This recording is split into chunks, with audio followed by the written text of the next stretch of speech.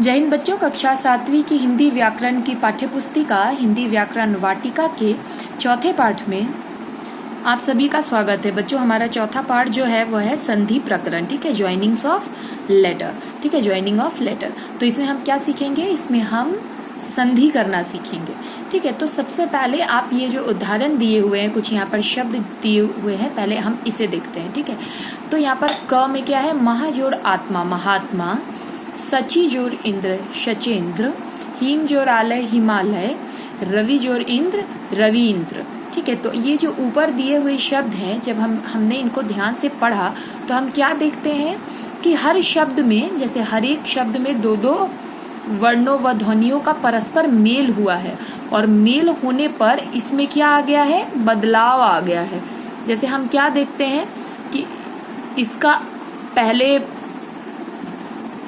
का आखिरी और दूसरे शब्द का पहला, ठीक है, ये दोनों वर्ण आपस में जुड़ते हैं और थोड़ा सा परिवर्तन हो जाता है, और इस मेल के कारण विकार मतलब परिवर्तन थोड़ा हो जाता है। तो यह प्रक्रिया जो है, यह जो शब्दों के जुड़ने पर एक नया शब्द बने, उसमें थोड़ा परिवर्तन आए, तो यह जो प्रक्रिया है यह व्याकरण की भाषा में संधि कहलाती है।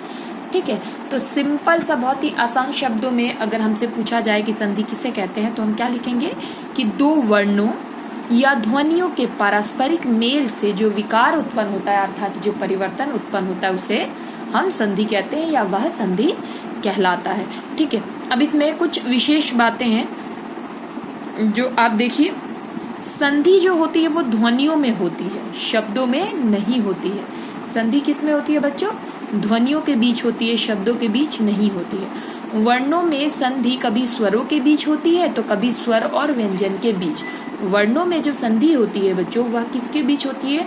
स्वरों और व्यंजनों के बीच होती है। कभी कभी स्वर स्वर से मिलते हैं, कभी कभी स्वर व्यंजन से मिलते हैं, या फिर व्यंजन स्वर से मिलते हैं। संधि युक्त पदों को अलग अलग करने की प्रक्रिया को संधि विच्छेद कहते हैं। ठीक है, जैसे यहाँ पर आप ऊपर भी उदाहरण देख सकते हैं। अगर मान लो यहाँ पर क्या लिखा हुआ है? महात्मा।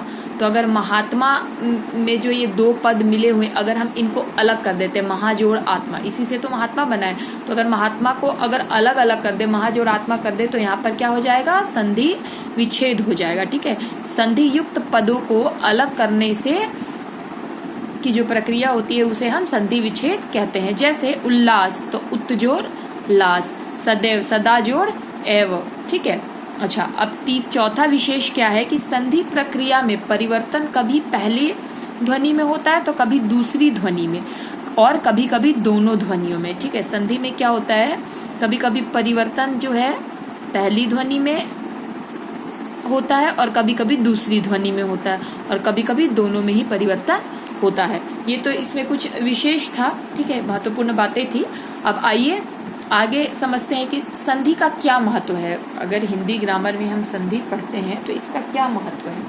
वैसे आपने छठी कक्षा में पढ़ा ही होगा कि संधि क्या होता है, संधि क्यों होता है, संधि शब्द कैसे बना है, लेकिन फिर भी हम यहाँ पर थोड़ा और पढ़ते हैं। ठीक है, तो संधि का हिंदी व्याकरण में क्या स्थान है, क्या महत्व है?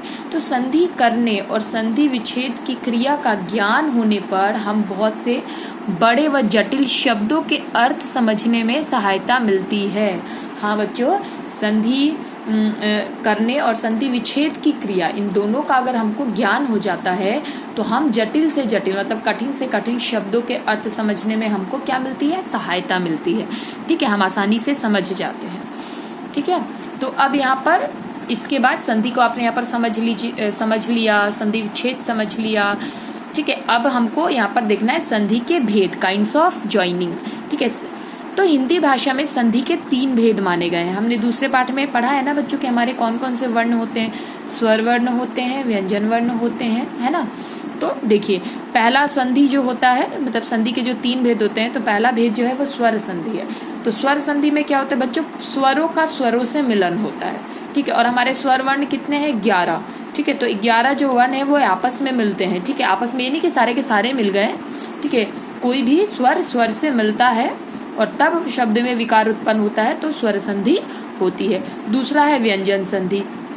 देखिए, स्वर संधि में शर्त ये होती है कि स्वर संधि में स्वर जो है वो स्वर से मिलता है। लेकिन व्यंजन संधि में क्या होता है, व्यंजन संधि में स्वर व्यंजन व्यंजन से भी मिलते हैं और संधि करते हैं, और व्यंजन स्वर के साथ भी मिलते हैं। और तीसरी कौन सी संधि होती है, विसर्ग संधि। ठीक है, तो अब पहले स्वर संधि को पढ़ते हैं। हिंदी में 11 स्वरों में से कोई 2 स्वर आपस में मिलकर विकार लाते हैं, अर्थात परिवर्तन लाते हैं, तो इस प्रक्रिया को स्वर संधि कहा जाता है। मैंने पहले ही बताया कि हमने स्वर वर्ण 11 पढ़े हैं, तो इन स्वर वर्णों में 11 स्वर वर्णों में से कोई 2 स्वर वर्ण आपस में मिल जाते हैं, या तो समान हो या तो अलग अलग हो। ठीक है, या तो अ समान वर्ण है, दोनों मिल सकते हैं, आ भी मिल सकते हैं, ई भी मिल सकते हैं, या फिर अ ई से भी मिल सकता है, अ ऊ से भी मिल सकता है।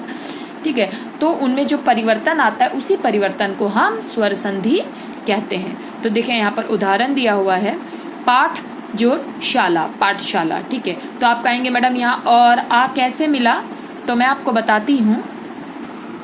यहाँ देखिए, अगर हम पाठ के वर्णों का विच्छेद करते हैं तो हमारा क्या बनता है, वर्ण विच्छेद करके बनेगा प जोड़ आ जोड़ ठ जोड़ अ, आया ना। तो मतलब ठ जो ये है यह पूरा कैसे होता है, क्योंकि इसमें अ स्वर वर्ण जुड़ा हुआ है, तो ठ का अ, और ये श है, श में किसकी मात्रा लगी है, स्वरों की मात्रा आपने पढ़ी है, आ की मात्रा लगी है। ठीक है, तो अ और आ आपस में मिलके क्या बनते हैं, आ। ठीक है, यहाँ परिवर्तन हुआ पाठशाला। ठीक है, पाठ जोड़ शाला का क्या हुआ, पाठशाला। ठीक है, तो यहाँ पर आपने देखा कि किस प्रकार अ और आ दोनों स्वर मिलते हैं और इसमें थोड़ा सा परिवर्तन आता है। हमको क्या मिलता है शब्द, हमको इसकी संधि करके पाठ और शाला की संधि करके मिलता है पाठशाला। ठीक है, ठीक उसी प्रकार यहाँ पर 2 उदाहरण और दिए हुए हैं, जैसे तथा। तो था में आ की मात्रा है, तो आ जोड़ एव, आ और ए जुड़ गए तो ए बन जाते, आ और ए जुड़ के क्या बन जाते बच्चों, ए। तो यहाँ पर क्या होगा, तथैव। वार्ता जोड़ आलाप, तो ये देखो आ और आ, वार्ता में भी आ है, ता में आ, और आलाप मतलब देखो जब भी हम संधि करते हैं ना बच्चों, तो होता क्या है, पहला जो हमारा ये पद होता है इसका आखिरी वर्ण और दूसरे का पहला, यही दोनों आपस में, यही ध्वनियां आपस में जुड़ती हैं, दूसरे का पहला और पहले का अंतिम। ठीक है, तो ये जुड़ते हैं। तो यहाँ पर भी ता का आ और आलाप का आ मिलके भी क्या बना, आ।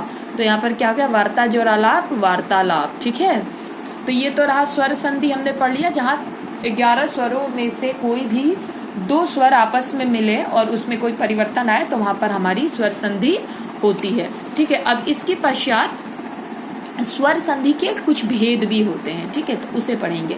तो स्वर संधि के कितने भेद होते हैं, 1 2 3 4 और 5, कुल 5 भेद होते हैं। पहला दीर्घ संधि, दूसरा गुण संधि, तीसरा वृद्धि संधि, चौथा यण संधि और 5वां अयादि संधि। ठीक है बच्चों, तो सबसे पहले हम संधि के पहले भेद, स्वर संधि के 5 जो ये भेद हैं उसमें से स्वर संधि का जो पहला भेद है दीर्घ संधि, उसे पढ़ेंगे। ठीक है, तो दीर्घ संधि किसे कहते हैं। दीर्घ संधि हिंदी में स्वर ह्रस्व और दीर्घ 2 प्रकार के होते हैं। हाँ, हमने जो दूसरा पाठ पढ़ा था बच्चों, वर्ण विचार, उसमें हमने पढ़ा था ना हमारे कितने वर्ण हैं हिंदी भाषा में, तो हमारे 11 स्वर वर्ण हैं। ठीक है, तो 11 स्वर वर्ण में भी हमने ह्रस्व और दीर्घ, मतलब ह्रस्व वे वर्ण होते हैं जो जिनके उच्चारण में कम समय लगता है, और दीर्घ वे होते हैं जिनके उच्चारण में अधिक समय लगता है। ये देखिए, ह्रस्व अ, छोटी ई छोटा ऊ, दीर्घ में आ, बड़ी ई बड़ा ऊ, आ गया। तो यहाँ पर क्या दिखता है कि हिंदी में स्वर ह्रस्व और दीर्घ 2 प्रकार के होते हैं। किसी स्वर के ह्रस्व या दीर्घ रूप के पश्चात यदि उसी स्वर का ह्रस्व या दीर्घ रूप आ जाए तो दोनों मिलकर दीर्घ हो जाएंगे, इसे दीर्घ संधि कहते हैं। ठीक है, अब आप सीधे से शब्दों में समझ लो। पहले तो ये समझ लो कि ह्रस्व क्या होता है। ह्रस्व वे 11 हमारे जो स्वर वर्ण हैं, तो वॉवेल्स हैं। ठीक है, तो उनमें से ह्रस्व कौन कौन से हैं और दीर्घ कौन कौन से। तो आपको समझना यहाँ पर ये है कि किसी भी ह्रस्व या दीर्घ स्वर में, ठीक है, किसी भी ह्रस्व या दीर्घ स्वर रूप में उसी के बाद उसी स्वर का ह्रस्व या दीर्घ रूप आ जाए तो दोनों मिलकर क्या बन जाते हैं, दीर्घ बन जाते हैं। ठीक है, वो उनके भी उच्चारण में अधिक समय लगता है, वो दीर्घ रूप धारण कर लेते, मतलब वहां बड़े की मात्रा लग जाती है। ठीक है, ह्रस्व में छोटी मात्रा रहती है और दीर्घ में क्या हो जाती है, मात्रा बड़ी हो जाती है, तो वहां पर दीर्घ स्वर संधि होती है। ठीक है, जैसे यहाँ पर देखिए उदाहरण दिया हुआ है। अच्छा, सबसे पहले इस पाठ को मैं पढ़ा ही रही हूँ तो आपको ये भी समझ लेना होगा कि संधि जो है ना, जैसे आप गणित पढ़ते हो, मतलब मैथ्स पढ़ते हो, तो मैथ्स आपकी कैसे अच्छी होती है, वेरी सिंपल, हमको बार बार प्रैक्टिस करनी होती है। हम जितना प्रैक्टिस करते हैं हमारे सम उतने ही जल्दी सॉल्व भी हो जाते हैं और हमको समझ में भी आ जाते हैं। ठीक है, तो ये बहुत ही सिंपल कॉन्सेप्ट है। वैसे ही जो संधि होती है, जो हिंदी ग्रामर में, हिंदी व्याकरण में आपकी जो संधि हो गई, समास हो गया, वर्ण विचार हो गए, शब्द विचार हो गया, वाक्य विचार, इवन सब कुछ, संज्ञा, सर्वनाम, विशेषण, जो कुछ भी आप पढ़ते हैं ना, सब कुछ डिपेंड करता है आपके अभ्यास पर। आप जितना अभ्यास करेंगे इन सारे नियमों को जल्दी समझ जाएंगे। संधि का जो नियम होता है, देखो आपको यहाँ फॉर्मूला बता दिया गया कि दीर्घ संधि कैसे होता है, तो मतलब यहाँ पर तो पहले आपको एक्सप्लेनेशन दे दिया, मैंने परिभाषा बता दिया कि दीर्घ स्वर संधि किसे कहते हैं। अब यहाँ पर देखिए ये फॉर्मूला इनके दिए हुए हैं, तो कई बार क्या होता है जब हम मैथ्स में हमको पता है, हमको फॉर्मूला बता दिया गया और हम क्या करते हैं, कुछ दिन के लिए प्रैक्टिस बंद कर देते, तो हम फॉर्मूला भी भूल जाते हैं और उस प्रश्न को हल करना भी, मतलब सॉल्व करना भी हमसे नहीं होता। ठीक वैसे ही संधि में भी होता है। ये फॉर्मूला आपको तभी याद रहेगा जब आप इसकी ज्यादा से ज्यादा प्रैक्टिस करोगे, मतलब अभ्यास करोगे। तो बच्चों, इस पाठ को पढ़ने के बाद आपको संधि, ये जो कुछ भी दिख रहा है ना, और भी आप सर्च करके आप ज्यादा से ज्यादा संधि को हल करने की कोशिश करिए, उसको पहचानिए, संधि विच्छेद करिए, संधि विच्छेद हो गया फिर उसको हल करिए, तब जाकर ये पूरा जो कॉन्सेप्ट है, पूरा जो रूल बुक है, वो सब आपको क्लियर होगा। ठीक है, तो अब चलिए, आप ये बातें तो आप समझ गए, तो आइए देखते हैं दीर्घ संधि के कुछ उदाहरण। तो दीर्घ संधि के मेरे पास कुछ उदाहरण है, लिखित है मेरे पास, वो समझाती हूँ, फिर हम इसे भी पढ़ेंगे, पुस्तक में जो दिया हुआ है वो भी पढ़ेंगे। बच्चों यहाँ देखिए मेरे पास दीर्घ संधि के कुछ उदाहरण है, तो आप समझ लीजिए। देखिए क्या होता है, दो समान स्वर मतलब और असमान स्वर है, ये जब आपस में जुड़ते हैं तो क्या हो जाता है, ये अ भी ह्रस्व है और ये भी ह्रस्व है, दोनों जुड़ के क्या हो गए, आ। ठीक है, अ और आ मतलब एक ह्रस्व और एक दीर्घ स्वर जुड़ता है तभी भी दीर्घ होता है। आ में भी अगर आप अ जोड़ते हैं तभी भी आ आएगा, मतलब दीर्घ होगा, और आ दोनों मिलकर दीर्घ ही होंगे। अब देखिए इसका उदाहरण, जहां पर अ में अ जुड़ रहा है, ठीक है, तो देखिए स्व, तो व में आ आया, और अधीन, अधीन का अ जुड़ के आ, तो क्या बन जाएगा इसका, स्वाधीन, मतलब व में आ की मात्रा लग जाएगी। और वैसे भी आपको पता ही है कि इन सब की अपनी मात्रा होती है, अ को छोड़कर सबकी मात्रा होती है, और अ तो व्यंजन में जुड़ा रहता है। ठीक है, सार जोड़ अंश, ठीक है, अ, र का अ और अंक का अ जोड़ के क्या हो जाता है, आ, तो सारांश। ठीक है, यहाँ पर र में आ की मात्रा लग गई। ठीक है, तो मैंने पहले ही बताया कि संधि में विशेष में ही बताया था कि कभी कभी परिवर्तन यहाँ हो जाता है और कभी कभी दूसरे में परिवर्तन हो जाता है। ठीक है, अभी देखिए इसके और भी उदाहरण है। यहाँ देखिए महाजोड़ आत्मा, मतलब जहाँ पर आ और आ को जोड़ा जा रहा है, महा का आ का डंडा मतलब आ की मात्रा, आत्मा तो आ ही है, आ, तो महाजोड़ आत्मा का क्या होगा, महात्मा। अच्छा, ठीक वैसे ही अब देखिए और कहाँ कहाँ दीर्घ संधि हो रही है। ठीक है, तो दीर्घ संधि यहाँ पर भी हो रही है, छोटी ई दोनों मिलके क्या हो जाते हैं, बड़ी की मात्रा हो जाती है। ठीक है, तो मुनि, तो न में छोटी की मात्रा है, और जोड़ इंद्र, ई भी छोटा ही है, लेकिन जब ये वाला मुनि का ई और इंद्र का ई दोनों को जोड़ते हैं तो बड़ी हो जाता है, तो शब्द क्या बन जाता है, मुनीन्द्र। ठीक है, अच्छा दूसरा, जहाँ पर छोटी ई में हम बड़ी को जोड़ते हैं फिर भी क्या होगा, प्रभाव दीर्घ का ही ज्यादा होगा, तो क्या हो जाएगा, मुनि जोड़ ईश्वर, तो छोटी ई की मात्रा जोड़ बड़ी, तो क्या हो गया, मुनीश्वर, है ना, बड़ी ही आए, यहाँ पर भी दीर्घ का ही प्रभाव ज्यादा है। फिर तीसरा, जहाँ पर बड़ी में छोटी ई को जोड़ा जाए वहां पर भी ई होता है, बड़ी ई होता है, नारी जोड़ इंद्र, नारिंद्र। ठीक है, यहाँ पर भी देखिए मात्रा बदल गई ना, यहाँ पर भी देखिए मात्रा बड़ी लग गई ना, हर जगह देखिए मात्रा बड़ी लग गई ना, महात्मा में भी यहाँ पर हमें आ का डंडा आ गया। ठीक है, तो जहाँ पर मात्रा बदल जाती है। ठीक है, अच्छा अब कुछ उदाहरण और हैं। जब बड़ी बड़ी आपस में जुड़ेंगे तो बड़ी, जैसे रजनी जोड़ ईश, मतलब यहाँ भी बड़ी की मात्रा है, यहाँ बड़ी है ही, तो रजनीश। ठीक है, छोटा ऊ जुड़ के बड़ा ऊ होता है। गुरु जोड़ उपदेश, तो छोटा ऊ गुरु। ये जब हम र में छोटी ऊ की मात्रा लगाते हैं ना, तो ये थोड़ा ऐसे होता है, अंदर की तरफ घुसा हुआ। ठीक है, और जब अगर ये छोटे ऊ की बड़ी मात्रा होती है तो ये र से ऐसे निकलती है बाहर की तरफ। ठीक है, तभी कभी कभी आपके जो शब्द होते हैं गलत हो जाते हैं। आपको लगता है मात्रा तो हमने लगा दी, लेकिन छोटे बड़े की पहचान होते, छोटे ऊ की मात्रा ऐसे लगाएंगे, बड़े ऊ की मात्रा ऐसे लगाएंगे। ठीक है, तो यहाँ पर देखिए गुरु, तो यहाँ गुरु छोटा ऊ और उपदेश छोटा ऊ, दोनों मिलके क्या हो जाता है बच्चों, रूल के अकॉर्डिंग बड़ा ऊ, तो गुरु उपदेश। ठीक है, छोटे ऊ में बड़े ऊ को जोड़ा, मधु जोड़ उष्मा। ठीक है, तो मधु का छोटा ऊ और उष्मा का बड़ा ऊ, तो मधुष्मा। ठीक है, अब यहाँ छोटा ऊ बड़ा ऊ में छोटा ऊ जोड़ोगे तभी भी बड़ा ऊ ही होगा, जैसे वधु जोड़ उत्सव, वधुत्सव। ठीक है, और अंतिम में बड़े ऊ को जोड़ते हैं तभी भी क्या आता है, भू जोड़ उष्मा, भूष्मा। ठीक है, तो ये सारे हमने उदाहरण देखे। और बच्चों जितना भी मैंने आपको उदाहरण दिखाया वो तो मैंने आपको करके दिखाया संधि की, किस प्रकार दो ध्वनियों की संधि होती है। तो यहाँ पर देखिए कुछ आपके और उदाहरण है। तो ये आपको क्या करना है, वीडियो को पॉज करना है। बुक आपने अगर ले लिया है तो बहुत अच्छी बात है, नहीं लिया है तो आपको वीडियो को पॉज करना है, खुद सॉल्व करना है इसी तरीके से जैसे मैंने देखिए आपको बताया है ना, कि किस प्रकार यहाँ का ये मात्रा अ में भी बताया है। ठीक है, तो आप जब इसको खुद सॉल्व करेंगे ना, तो हमेशा के लिए क्या होगा, ये आपके माइंड में फीड हो जाएगा और आप कभी भी नहीं भूलेंगे। ठीक है, तो आइए अब आगे बढ़ते हैं। मैंने आपको कहाँ तक बता दिया, दीर्घ स्वर संधि अच्छे से आपको समझा दिया। ठीक है, अब स्वर संधि का जो दूसरा भेद है, दीर्घ स्वर संधि के बाद अब हम स्वर संधि का जो दूसरा भेद है कौन सा है, गुण संधि। तो अभी हम दीर्घ स्वर संधि को पढ़ने के बाद गुण संधि पढ़ेंगे। तो आइए गुण संधि पढ़ते हैं, समझते हैं, देखते हैं कि इसमें क्या है।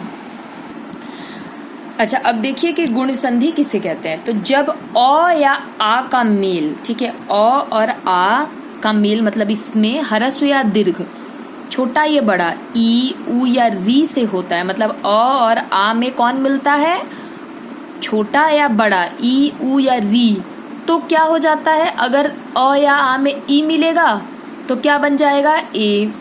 अ आ में उ मिलेगा बड़ा या छोटा तो क्या बन जाएगा, ओ। और अगर अ आ में री मिलेगा तो क्या बन जाएगा, अर। ठीक है, तो इसका गुण संधि का क्या है, गुण संधि का रूल जो है वो क्या है कि अगर अ या आ में छोटी ई या बड़ी ई मिलती है तो ए हो जाएगा। अगर अ और आ में बड़ा ऊ या छोटा ऊ मिलता है तो ओ हो जाएगा। अगर अ या आ में री की मात्रा जुड़ती है तो क्या हो जाएगा, अर हो जाएगा। ठीक है, तो देखिए इसके भी उदाहरण, तो जैसे मैंने आपको दीर्घ स्वर संधि का उदाहरण कॉपी में लिख के बताया था, तो वैसे ही आप इसको सॉल्व करेंगे। ठीक है, रफ की कॉपी में, ये नहीं कि आपने फेयर की कॉपी में कर लिया, नहीं, ये तो सिर्फ आपके अभ्यास के लिए। आप जितना अभ्यास करेंगे आपकी संधि उतनी ही स्पष्ट होती जाएगी, मतलब क्लियर होती जाएगी। ठीक है, तो देखिए गुण संधि, अ में क्या बोला था, अ में या तो ह्रस्व या दीर्घ, मतलब छोटा या बड़ा, मतलब छोटी ई भी जोड़ लो या बड़ी ई भी जोड़ लो, क्या बनता है, क्या बनेगा, ए। ठीक है, और ए की मात्रा क्या होती है, ये वाली, है ना, पता ही है आप लोगों को। तो ठीक है, फिर भी मैंने बताया। ठीक है, चलिए, देव जोड़ इंद्र, मतलब व में अ है और इंद्र का छोटी, तो क्या बनेगा, क्या हो जाता है, ए, तो देवेंद्र, यहाँ ए की मात्रा लग गई ना, तो चेंज हो गया। वैसे भारत जोड़ इंदु, भारतेंदु, गज जोड़ इंद्र, गजेंद्र, नर जोड़ इंद्र, नरेंद्र। ठीक है, वैसे ही अ में अगर बड़ी जुड़ती है तभी भी ए आता है, परम जोड़ ईश्वर, परमेश्वर, लोक जोड़ ईश, लोकेश, गण जोड़ ईश, गणेश। अब आ में अगर छोटी जुड़ती है तभी भी क्या बनेगा, ए बनेगा। यथा जोड़ इष्ट, आ जोड़ ई, तो क्या बना, यथेष्ट। रमा जोड़ इंद्र, आ जोड़ ई, रमेंद्र। ठीक है, और अगर आ के साथ बड़ी ई जुड़ती है तभी भी ए ही बनेगा। ठीक है, गुण संधि का यही गुण है। ठीक है, कि अगर आप अ या आ में छोटी या बड़ी को जोड़ते हैं तो ए ही प्राप्त होगा आपको। ठीक है, तो राजा जोड़ ईश, ठीक है, राजा मतलब आ और बड़ी ई ईश में है तो राजेश। ठीक है, ए हो गया। अब अगर अ में हम छोटा ऊ जोड़ते हैं तो क्या बन जाता है, ओ। तो पर जोड़ उपकार परोपकार, लोक जोड़ उक्ति लोकोक्ति, वीर जोड़ उचित वीरोचित। ठीक है, यहाँ पर लग गया ना, ओ की मात्रा लग रही है ना, देखो बदलाव आ रहा है ना। पर जोड़ उपकार परोपकार, लोक जोड़ उक्ति लोकोक्ति, है ना। अब अगर अ में हम बड़ा ऊ जोड़ देते हैं तभी भी क्या बन जाता है बच्चों, गुण संधि का रूल बुक क्या कहता है कि अ में अगर छोटा ऊ बड़ा ऊ दोनों ही जोड़ोगे तो क्या बन के मिलना है हमको, ओ मिलना है। ठीक है, तो यहाँ पर नव जोड़ उड़ा नवोड़ा, सूर्य जोड़ ऊर्जा सूर्योर्जा। ठीक है, अब अगर आ में भी छोटा ऊ बड़ा ऊ मिलता है तभी भी ओ होता है, जैसे गंगा जोड़ उर्मी गंगोर्मी, गंगा जोड़ उत्सव गंगोत्सव। ठीक है, और स में भी, अच्छा स क्या है कि अ में अगर री जोड़ दो तो अर हो जाएगा, और अगर आ में भी री जोड़ दो तो अर हो जाएगा। जैसे देव जोड़ ऋषि देवर्षि, आया ना, अर देवर। ठीक है, देवर्षि। तो ये देखो ऊपर जाके यहाँ पर मात्रा लग गई, अर की मात्रा, है ना। राज जो ऋषि राजर्षि, ब्रह्मा जो ऋषि ब्रह्मर्षि, सप्त जो ऋषि सप्तर्षि। ठीक है, तो अब आपको समझ में आया, जो आप सप्तर्षि ब्रह्मर्षि देवर्षि राजर्षि सुनते हो तो इसका ये बना कैसे है, तो ये कौन से संधि में बना है, गुण संधि में। ठीक है बच्चों, और आपको क्या करना है, आज हमने इस भाग में क्या क्या पढ़ा, आज हमने इस भाग में यह पढ़ा कि संधि किसे कहते हैं, फिर संधि विच्छेद किसे कहते हैं, संधि के कौन कौन से भेद होते हैं, और तो संधि के 3 भेद होते हैं, स्वर संधि व्यंजन संधि विसर्ग संधि। तो स्वर संधि पढ़ा कि स्वर संधि क्या क्या होती है, तो स्वर संधि में जिसमें स्वरों का स्वरों से मेल हो और विकार उत्पन्न हो तो वहां स्वर संधि होती है। फिर हमने क्या पढ़ा कि स्वर संधि के 5 भेद होते हैं, कौन कौन, दीर्घ और गुण, वृद्धि यण और अयादि। तो हमने दीर्घ और गुण पढ़ लिया। इस वीडियो में इतना ही, अगले वीडियो के साथ फिर मिलेंगे। जय हिंद बच्चों।